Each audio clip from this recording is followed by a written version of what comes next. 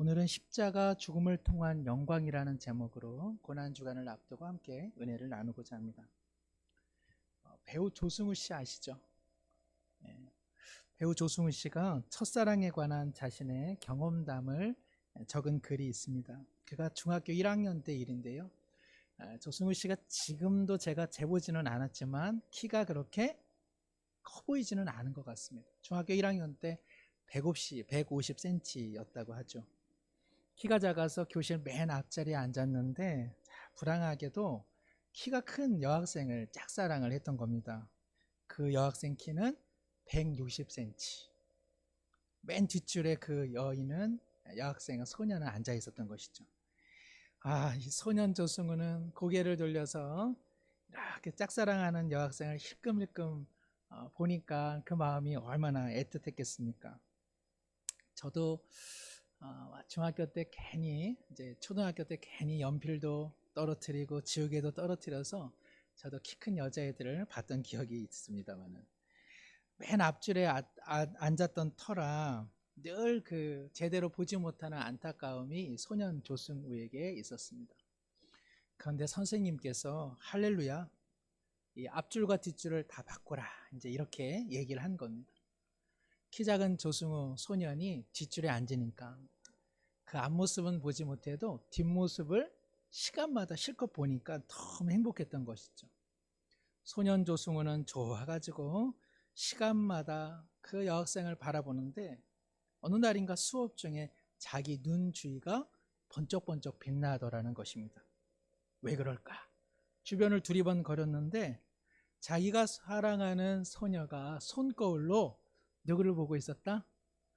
이 소년 조승우를 보고 있었다는 것입니다.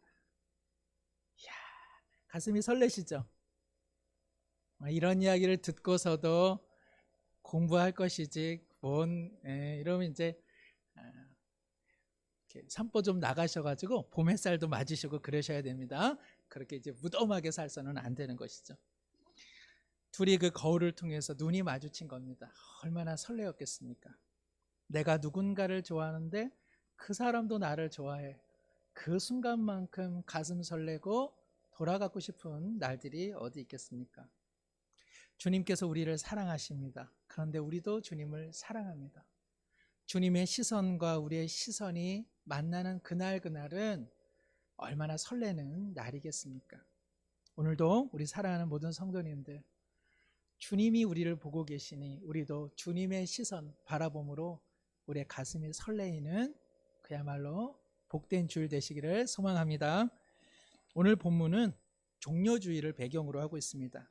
종려주일 그 자체로 보면 그야말로 이스라엘 민족과 예수님의 눈이 마주치는 그런 설레는 날이라고 말씀드릴 수 있겠습니다. 그도 그럴 것이 이스라엘 최고의 절기인 유월절을 앞두고 예루살렘에는 유대인의 수많은 인파가 몰려들었습니다. 누군가는 보았고 누군가는 귀로 들었던 그 예수님께서 예루살렘에 입성을 하니 예루살렘에 모인 모든 이스라엘 사람들은 종려나무 가지를 흔들면서 호산나 호산나 구원의 이름으로 오시는 이유 하며 끊임없이 예수님을 환대했습니다. 가까이 있는 예루살렘 외곽인 베다니에서 얼마 전에 죽은 나사로를 소생시킨 그 예수님이 어린 나귀 새끼를 타고 오시니 그 얼마나 감동적이고 그 얼마나 설레는 마음이었겠습니까? 수많은 인파들이 종려나무 가지를 흔들 때 그들의 마음에는 선조들이 가졌던 아름다운 추억이 떠올랐을 것입니다. 그것은 150년 전에 이스라엘이 시리아에 공격을 당하고 압박을 당할 때에 지도자 유다스 마카비우스가 그 작은 군을 이끌고 시리아 대군을 무찌르고 개선 장군으로 예루살렘으로 돌아오던 바로 그날, 바로 그 선조 때 경험했던 독립의 영광스러운 날이 오늘 드디어 다시 도래했구나. 오늘 드디어 하나님께서 구원자를 베푸신 날이구나. 그들은 너무나 설레이고 너무나 행복한 시간, 그것이 바로 종려주일이죠. 그러나 종려주일의 거울은 산산조각 나듯 다 깨어져 버립니다.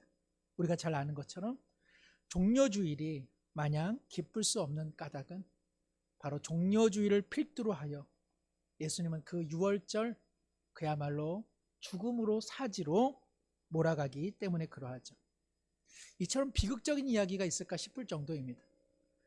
온 이스라엘 사람들이 그토록 환대했던 호산나 호산나 그 기쁨의 아우성이 일순간에 얼마 못 가 저 예수를 십자가에 못 박으라 못 박으라 하는 야수의 목소리로 변했기 때문에 그러합니다.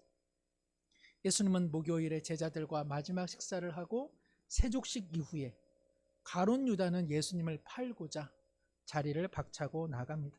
그리고 그 밤 겟세마네에서 고통스러운 기도를 아랜 예수님은 체포당하시고 제자들은 모두 흔적 없이 흩어지게 되는 것이죠. 왜 그랬을까? 왜 그토록 예수님을 환호하고 환대했던 이스라엘 백성들이 왜 예수님을 십자가에 못 박으라고 그토록 야수처럼 돌변했을까? 우리가 여기서 알 수 있는 것은 예수님을 무심했던, 예수님에 대해 무시하고 무심했던 사람들이 예수님을 십자가에 못 박으라 이렇게 말하지 않았던 것이죠. 예수님에 대해서 관심을 갖고 더러는 예수님을 따랐고 더러는 예수님에게 삶을 의탁드리고려 했던 바로 그 사람들이 얼마 못 가서 예수님을 십자가에 못 박으라고 하는 사람으로 돌변했습니다. 이것은 바로 우리 자신도 바로 종려주일에는 예수님을 환대했을지는 몰라도 우리도 십자가 그곳에서 예수님을 향해 십자가에 못 박으라 못 박으라 외쳤을 바로 그 사람이라는 사실을 성경은 적나라하게 기록하고 있는 것입니다. 우리도 다 같다는 것입니다. 의인은 없나니 하나도 없음에 모두 다 십자가의 그늘 밑에 죄인으로 설 수밖에 없다는 것을 성경은 말씀하고 있습니다. 종려주일에 예수님을 환영했던 사람들은 일종의 예수님에 대한 배반감을 가지고 있었습니다. 예수님이 우리를 속였다는 것이죠. 예수님이 우리를 속였기에 그 속임에 대한 응당의 대가는 죽음이라고 그들은 생각했습니다. 나사로를 살릴 그 능력이 있다면 지금 자신들의 죽음과 같은 삶을 주님께서는 그 능력을 사용해서 반드시 구원해 내야 된다는 생각, 수많은 사람들을 광야에서 오병이어의 기적으로 먹이셨다면 오늘 그 능력을 가련한 자신들의 인생을 향해 반드시 사용해야 된다는 생각, 천군 천사를 언제라도 부를 수 있는 그 능력이라면 오늘 이처럼 가혹한 삶을 살아가는 자신들을 향해서 그 능력을 반드시 베풀어야 된다는 생각, 그 생각이 이들을 사로잡고 있었습니다. 그런데 이 능력을 행사하지 않으셔? 그렇다면 예수라는 사람은 우리를 사기친 자요, 그 속임의 대가는 바로 죽음이라고 그들은 생각한 것이죠. 우리도 별반 다르지 않습니다. 예수님을 믿으면 천국에 가는 것은 말할 것도 없고 이 세상에서 고생 끝 행복 시장이라고 하는 신앙의 도식을 저마다 갖고 살아가는 것이죠. 이게 누가 가르쳐 준 건지 아니면 자신의 종교심에서 비롯된 것인지 알 수는 없지만 교회를 다니면 무조건 잘 돼야 되고 교회만 다니면 삶에 무조건 행복이 있어야 하고 교회만 다니면 인생에 찾아오는 고통, 고난은 다 잘못된 것이고 이상한 것이고 다 사단이 주는 악한 행동이라는 생각을 갖고 있습니다. 천국에 가기는 가지만 이 세상에서도 이 모든 재앙, 이 모든 불행, 이 모든 고통에서 벗어나기 위해서 때때로 사람들은 약간의 정기적인 예배 생활을 하는 것이죠. 그리고 성경도 조금 읽어내고 또 나름대로 조금 기도 생활도 합니다. 왜냐하면 인생의 고난과 고통이 찾아올 때에 하나님 앞에 뭐라도 말씀드릴 변명거리라도 있어야 되기에 남들만큼 신앙생활은 못해도 그래도 조금이라도 예배라도 드리고 조금이라도 성경을 뒤적뒤적 거리게 되는 것이죠. 한편으로는 늘 죄송하면서도 한편으로는 이마저 안 한다면 내 삶에 고통과 고난이 올 때에 하나님 앞에 탄원드릴 비빌 언덕이 없는 것 되는 것이죠. 안 하는 것보다는 낫습니다. 그래도 예배드리고, 그래도 성경 보시고, 그래도 기도하는 것 안 하는 것보다 훨씬 낫습니다. 그런데 이런 식의 신앙생활 하다 보면 이것도 자기 공로가 되죠. 신앙생활에 늘 부족함이 있기에 늘 죄책감이 있긴 하지만, 삶의 막상 고통이나 건강의 어려움, 가정의 불화가 생겨나기 시작하면, 하나님은 사랑이신데 왜 하나님께서는 나에 대해서 무심하는가? 하나님께서 사랑이라 하시면 내게 이러한 고통을 줄 수 없다는 생각에 미치게 되고, 그리고 결국 하나님을 떠나는 수순을 밟게 되는 것입니다. 기대감이 충족되지 않았기 때문에 그렇죠. 하나님에 대한 나름의 기대감이 있었는데 그 기대감이 충족되지 않으면 하나님께 실망하고, 어쩐지 하나님께 배신당한 느낌으로 교회와 신앙생활에서 이탄하게 되는 것입니다. 우리 누구나 다 하나님에 대한 이러한 실망, 이러한 배신감을 갖고 있음을 우리는 잘 알고 있습니다. 아무리 믿음이 좋아도 하나님에 대한 섭섭한 마음이 다 있고, 하나님께서 이 서글픈 몸으로 살아가는 우리네 삶에 대한 이해가 부족한 것 아닌가 하는 생각을 우리 모두 솔직히 갖고 있습니다. 그럼에도 불구하고 우리가 하나님을 의지하는 까닭은, 하나님은 우리를 배신하는 분 아니요, 우리는 배신할지라도 하나님은 우리를 잊지 않으심을 우리가 잘 알고 있기 때문에 그러합니다.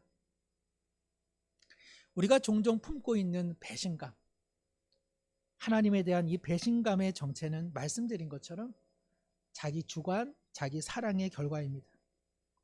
하나님은 나를 위해 존재하는 분, 내가 믿어드리니까 하나님은 나를 위해 봉사해 줘야 하는 분으로 은연중에 생각하게 되는 것이죠. 우리 자신의 욕망, 우리 자신의 성공, 우리 자신의 본능을 하나님께 투사시켜서 마땅히 하나님은 이러한 하나님이 되어야 한다는 허상을 만들어 두고 그 허상을 위해 애쓰는 종교생활을 종종 하게 된다는 것입니다. 허상을 섬기는 종교생활을 하니 허상으로부터 진실한 생명과 기쁨과 자유를 누리기는 어려운 것이요, 신앙생활이 딱히 재미없는 까닭도 바로 여기에 있는 것입니다. 하나님을 기대하고 환호하는 이면에는 하나님의 말씀 아래 살아가겠다는 자기 각오보다는 하나님 위에서 하나님을 조종하고자 하는 우리 마음이 앞서 있는 것이죠. 오늘 본문 23절에 예수님께서 인자가 드디어 영광을 얻을 때가 왔다, 이렇게 말씀하십니다. 영광이라는 단어 얼마나 좋습니까?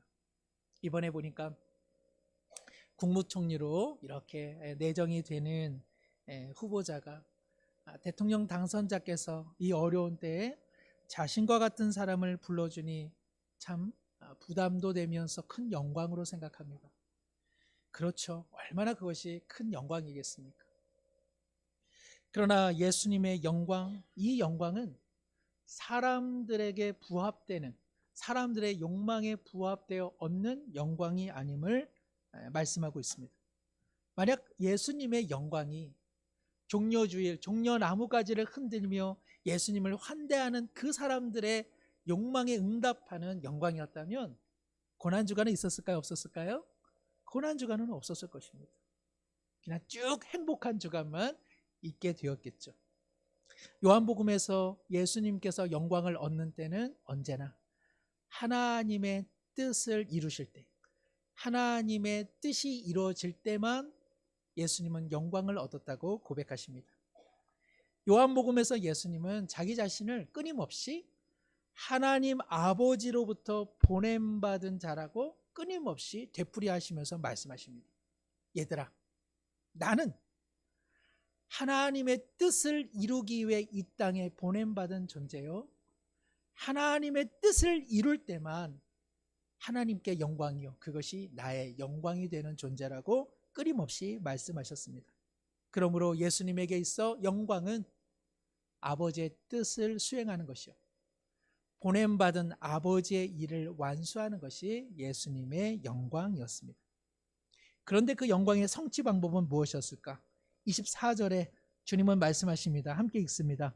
내가 진실로 진실로 너희에게 이르노니 한 알의 밀이 땅에 떨어져 죽지 아니하면 한 알 그대로 있고 죽으면 많은 열매를 맺느니라. 예수님께서는 한 알의 밀이 땅에 떨어져 죽을 때에 그 식물의 영광인 생명이 열매가 맺어진다고 말씀하고 계십니다. 이것은 지금 밀에 대한 이야기를 하고 있는 것이 아니죠. 누구에 대한 이야기입니까? 자신의 죽음에 대한 이야기입니다.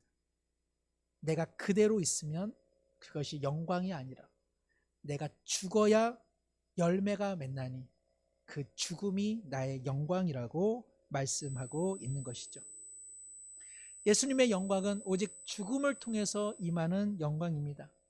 예수님의 영광은, 하나님의 영광은 자기 아들을 주는 것, 그리고 자신이 십자가에 매달려 죽는 사건을 통해서만 이루어진다는 것이죠. 이것은 단순히 예수님 개인에 대한 이야기를 하고 있는 것이 아닙니다.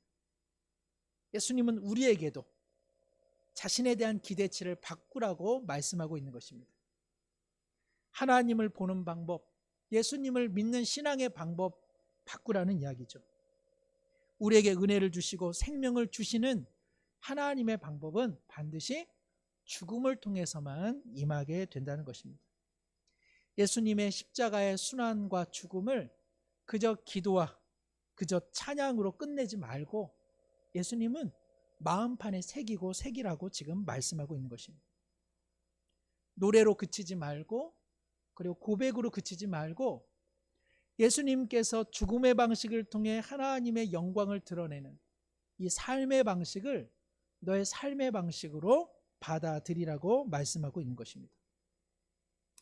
사랑하는 성도 여러분, 우리 신앙에 있어서 하나님 가시는 길이 다르고 예수님 가시는 길이 다르고 우리 가는 길이 달라서는 안 된다는 사실이죠. 오늘 예수님은 내가 가는 길이 하나님의 길이요, 하나님을 믿는 너의 길도 반드시 나의 길과 일치되어야 한다고 오늘 말씀하고 있는 것입니다. 따로 국밥일 수 없다는 것입니다. 예수님은 십자가의 죽음을 통해 하나님의 영광을 드러낸다면 오늘 우리의 삶의 방식도 죽음을 관통하지 않고서는 하나님께 영광 돌릴 수도 없으며 하나님의 은혜도 경험하기가 쉽지 않다는 것입니다. 가룟 유다와 베드로는 다 예수님을 배신한 사람입니다. 그런데 한 사람은 영원히 떠나버렸고 한 사람은 다시 돌아왔습니다. 어떻게 이것이 가능할까요? 적어도 베드로는 예수님의 영광이 그 자체로 임하는 것이 아니라 죽음을 관통해서만 임한다는 사실을 그는 새로이 깨닫게 된 것입니다. 바로 그러기에 베드로는 다시 돌아왔고 그리고 작은 예수가 되어 주님 가신 길을 따라갈 수 있었던 것이죠. 성도 여러분, 주님께서 우리를 살리신 방법은 그저 말씀으로 살리신 사건이 아니라 자기 죽음을 통해 이루어졌습니다. 그러므로 고난주간과 부활절을 맞이하는 우리 역시 우리의 신앙 방식을 다시 한번 되돌아볼 필요가 있습니다. 단순히 십자가의 은혜를 찬양하고 노래하는 것으로 그쳐서는 아무 일도 일어나지 않습니다. 예수 그리스도의 죽음의 방식을 내 삶의 방식으로 조금이라도 받아들일 때만 십자가를 통한 생명과 그 은혜가 우리의 삶의 기쁨과 그리고 자유의 열매로 맺어지게 될 줄로 믿습니다. 25절에 오늘 주님께서 뭐라 말씀하십니까? 함께 읽습니다. 자기의 생명을 사랑하는 자는 잃어버릴 것이요 이 세상에서 자기의 생명을 미워하는 자는 영생하도록 보전하리라. 생명을 사랑하는 자가 둘이 어떻게 된다고요? 잃어버릴 것이요 이 세상에서 자기의 생명을 미워하는 자는 어떻게 된다고 합니까? 영생하도록 보전되리라. 우리 자신은 우리 자신을 얼마나 사랑합니까? 제 친한 목사님이 베란다에 무거운 화분을 이렇게 이제 옮기는 일을 아내분을 시켰다고 하시더라고요. 아이고, 저 사모님이 얼마나 힘드신데 그거를 시켰어 그랬더니 자기가 야, 한 살이라도 젊은 너가 젊을 때 일해라. 그래서 시켰다고 그러더라고요. 그것도 또 맞는 말인 것 같더라고요. 그래서 저희 처도 4살 저보다 어리기에 그 4살이라도 어린 너가 그 일을 좀 해라. 제가 이렇게 농을 삼아서 이야기한 적이 있습니다. 예전에는 아이들에게 이렇게 맛있는 고기 부위도 좀 밀어주고 생선살도 좀 발라줬는데요. 요즘에는 제가 저 먹기도 바쁩니다. 애들이 얼마나 남기지 않고 먹는지 이거 내가 먹고 살아야겠다. 너희들은 앞으로 좋은 거 먹을 날이 세고 셌다. 그러니까 좀 내가 먹자 해서 제가 좋은 부위를 먼저 먹습니다. 가정은요, 나를 미워하기에는 최적의 자리가 아닌가 그런 생각을 하게 됩니다. 성경적 관점에서 보면 부부가 된다는 것은 자기의 생명보다 다른 이의 생명을 더 소중히 여기겠다는 생각, 아내 혹은 남편의 가치를 더 소중히 여기겠다는 자기 죽음의 선포식이 아닙니까? 자녀를 키운다는 것, 성경적 관점에서 보자면 부모로서의 자기 생각보다 자녀를 주신 하나님, 그리고 그 자녀의 있음, 그 존재 가치를 더 소중히 여기겠다는 자기의 선포가 아니겠습니까? 행복한 가정의 전제는 언제나 가족 구성원이 서로를 위하는 마음입니다. 가족 구성원 한 사람 한 사람이 자기를 덜 사랑하고 그리고 서로를 더 사랑할 때 바로 거기에는 그야말로 행복이 꽃피우게 되는 것이죠. 가족 한 사람 한 사람이 자기를 더 사랑하고 자녀와 남편과 아내와 부모를 덜 사랑하기 시작한다면 거기에 어찌 생명과 행복이 있겠습니까? 우리의 신앙 방식도 그러합니다. 자기를 더 사랑하기 시작하면 참 묘하게도 소외되어지고 외롭고 쓸쓸해집니다. 그런데 나보다 연약한 사람을 사랑하고 아픈 사람 그리고 힘겨운 사람 그들에게 내 삶을 내어주기 시작하면 오히려 마음의 연합이 이루어지고 마음은 따스해집니다. 우리가 흔히 나 자신을 자아라고 하죠. 그래서 자아를 실현한다라고 말합니다. 자아라고 할 때 이 아자는 나자인데 아시는 것처럼 이 나자에는 창과자가 그려져 있습니다. 찌르는 칼, 찌르는 무기, 그 창이 그려져 있습니다. 옛날 사람들은 손에 무엇을 들었느냐가 그 사람의 정체성을 알려주는 것이죠. 그래서 나 아자에 창과 같은 연장이 그려져 있는 까닭은 바로 나라고 하는 사람이 무엇을 하는 것과 연관이 있었기 때문에 그러합니다. 그러나 바로 그 나라고 하는 사람의 손에 연장이 때때로는 내가 옳고 나만이 옳다라고 생각하기 시작하면 그 연장은 남을 찌르는 창과 같은 무기 그리고 폭력이 될 수 있다는 사실을 우리는 염두할 필요가 있습니다. 나라고 하는 존재 안에는 나의 유익을 위한 연장이 때때로는 남을 찌를 수 있는 무기가 된다는 사실을 기억한다면 오늘 주님께서 너를 미워해야 한다는 말씀의 뜻을 우리는 조금 이해할 수 있습니다. 자아가 강한 사람, 나만이 옳고 자기 중심적인 사람, 자기 연민에 빠진 사람, 내가 아프면 다른 사람도 다 아파야 하고 내가 고생하면 다른 사람도 다 고생해야 한다는 자기 중심에 머문 사람들을 만나면 우리 마음이 뭔가 찔린 것 같고 마음이 아픈 것 같고 뭔가 내가 잘못한 듯 불편한 마음 드는 까닭이 여기에 있습니다. 사랑하는 성도 여러분, 생명은 하나님이 주셨기에 우리의 생명에 대해서는 하나님께서 더 소중히 여기십니다. 그런 하나님께서 우리의 생명을 지키는 방식으로 도리어 미워하고 그것을 사랑하지 말라 하십니다. 그래야만 자기를 향한 죽음의 선포가 있을 때만 우리의 참 생명이 임하기 때문에 그러합니다. 이 세상에서 자기를 미워하고 자기를 덜 사랑하는 삶의 방식은 결코 쉽지 않습니다. 오늘 예수님께서도 이와 같은 삶이 결코 쉽지 않음을 27절에 이렇게 말씀하십니다. 지금 내 마음이 괴로우니 무슨 말을 하리요? 아버지여 나를 구원하여 이때를 면하게 하옵소서. 예수님 자신도 마음이 괴로우셨습니다. 우리가 생각하기에 예수님이라면, 하나님의 아들이라면 이러한 고통 의연하게 받아들여야 되지 않겠어 라고 말하는 사람도 있습니다. 이것은 예수님의 죽음과 예수님의 고통의 무게를 알지 못하기 때문에 그러합니다.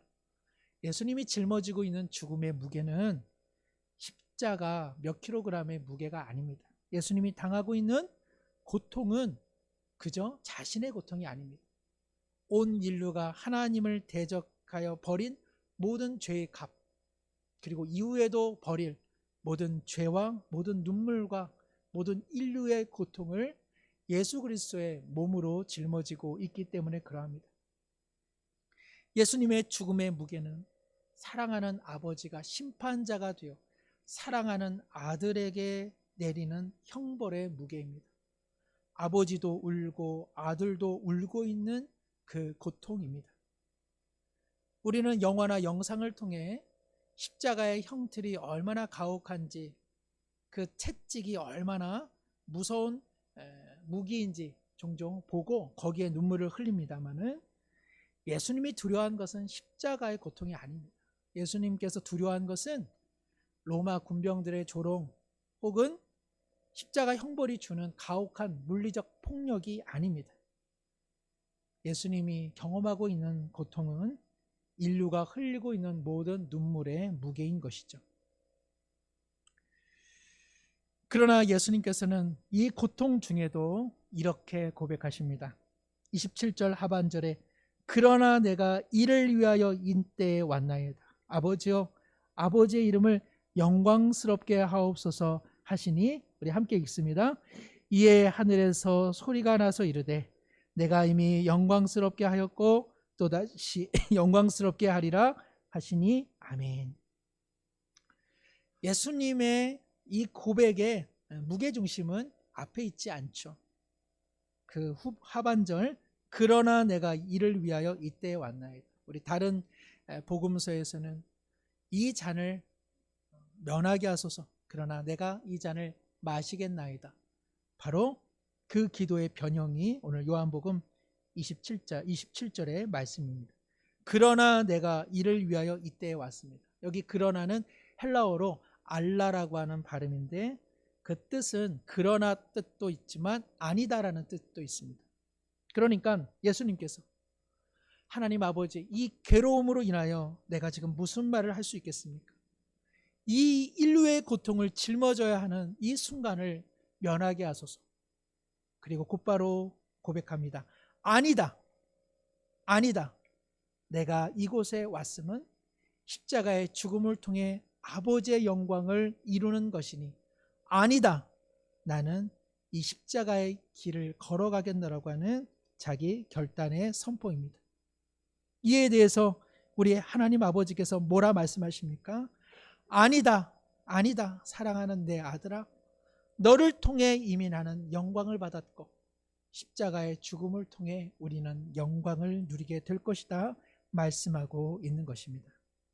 사랑하는 성도 여러분, 우리가 자신을 향해서 아니다, 아니다라고 고백할 때 우리 하나님께서도 아니다, 너를 통해 내 영광을 받노라 말씀해 주시는 줄로 믿습니다. 말씀을 맺습니다. 누구나 하나님을 믿으면 하나님께 영광 올려드리기를 소망하죠. 하나님께 영광을 올려드리는 방식과 우리의 생명이 보존되는 방식이 다르지 않습니다. 하나님께 영광을 올려드리는 방식은 예수님을 따르는 방식이요, 예수님을 따르는 방식은 자기에게 죽음을 선포하는 방식입니다. 쉽지 않습니다. 상당히 어렵습니다. 나라고 하는 존재는 늘 찌르는 칼을 갖고 있고 내 손에 들려진 삶의 의지가 누군가를 향한 공격용의 무기가 되기 때문에 그러합니다. 그러나 스스로에게 아니다를 선포하는 사람들이 그리스도인입니다.